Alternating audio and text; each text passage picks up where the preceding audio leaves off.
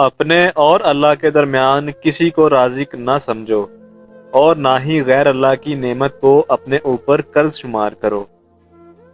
حضور علیہ الصلوۃ والسلام نے حضرت علی رضی اللہ عنہ سے فرمایا کہ تم اگر یہ چاہتے ہو کہ بہشت میں تمہارا درجہ مثل پیغمبروں کے درجہ کے برابر ہو تو کبھی زندگی میں حسد مت کرنا۔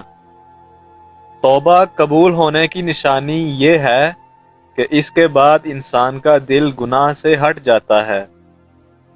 تقدیر کے سوا ہر چیز میں کوئی نہ کوئی ہیلا اور دوا موجود ہے، اور قناعت اختیار کرنے میں ہی بھلائی ہے۔ ارشاد نبوی ہے کہ لوگوں میں بھلائی اور خیر اس وقت تک رہے گی جب تک کہ وہ ایک دوسرے سے حسد نہ کریں، اور کسی انسان کے دل میں ایمان اور حسد دونوں ایک ساتھ جمع نہیں رہ سکتے۔ صرف احساس ندامت، ایک سجدہ اور چشمے تر، اے خدا کتنا آسان ہے منانا تجھ کو۔ آنے والے کل کی فکر نہ کرو، کیونکہ اگر تمہاری عمر باقی ہے تو اللہ پاک اس دن کی روزی پہنچا دے گا، اور اگر تمہاری عمر آج ختم ہو چکی ہے تو پھر اس روز کی فکر فضول ہے۔ بخاری شریف کی حدیث ہے، ایک دوسرے سے حسد مت کرو اور ایک دوسرے سے بغض نہ رکھو، ایک دوسرے سے قطع تعلق بالکل نہ کرو۔ اے اللہ کے بندو، تم آپس میں ایک دوسرے کے بائی بائی بن کر رہو۔ اپنے ضمیر کی عدالت میں جایا کرو، کیونکہ وہاں کبھی غلط فیصلے نہیں ہوتے، اور اپنی اصلاح دنیا کا مشکل ترین کام ہے۔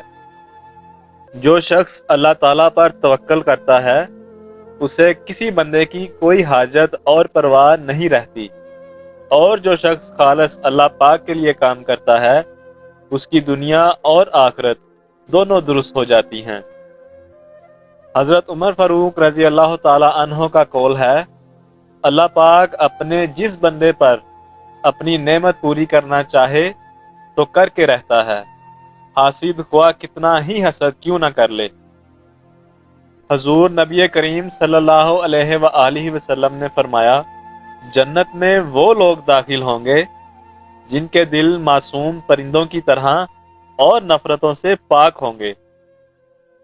بہت سے غنی اور مالدار لوگ ایسے ہیں کہ کوئی ان کی پرواہ نہیں کرتا، اور بہت سے فقیر ایسے ہیں کہ ہر کوئی ان کا محتاج ہوتا ہے۔